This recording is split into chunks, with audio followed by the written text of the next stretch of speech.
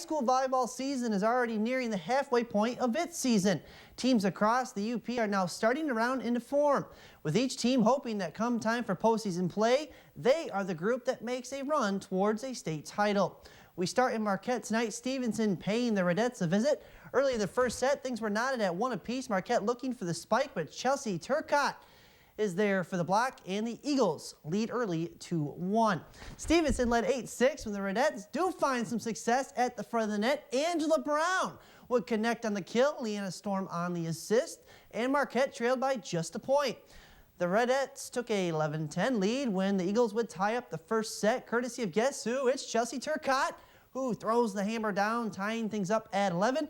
Marquette would win the first set, though, 25-20, and they would also win the match 3-1 over Stevenson.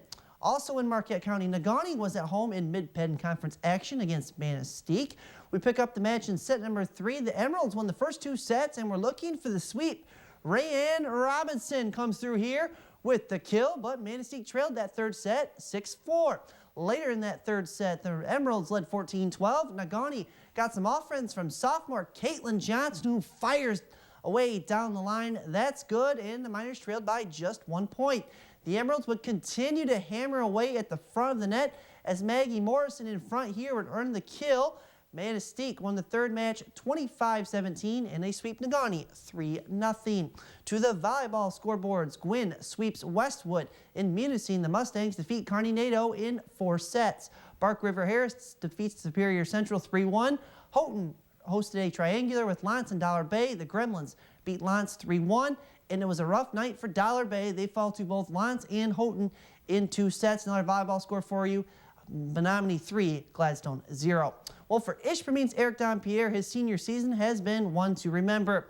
He's been featured numerous times right here on ABC 10. His story to play sports with his Hematite teammates his senior year has taken him to the state capitol and even a feature on an ESPN show, E60. And today, Eric has been featured on another national publication.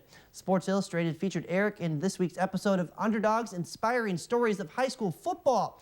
You can view the video on their website at si.com. Sports Illustrated came to the UP last week to shoot the 7-minute video, and throughout it all, Eric's dad, Dean, says his son has handled the media frenzy like a pro. We're proud of how well he's handled this. He has never turned down an interview because he knew that he'd be able to help himself and maybe help others.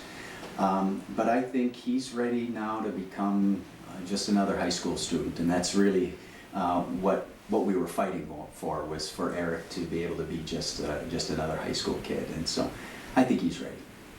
It's been a wild ride. We never expected this when we first set out to get the media involved. We figured, you know, if we could get something in a statewide, on a statewide source, that would be great, and maybe we could get some people to help us out, but we never expected it to go national. You can see Eric and the Hematite football team play Friday night at home against Norway.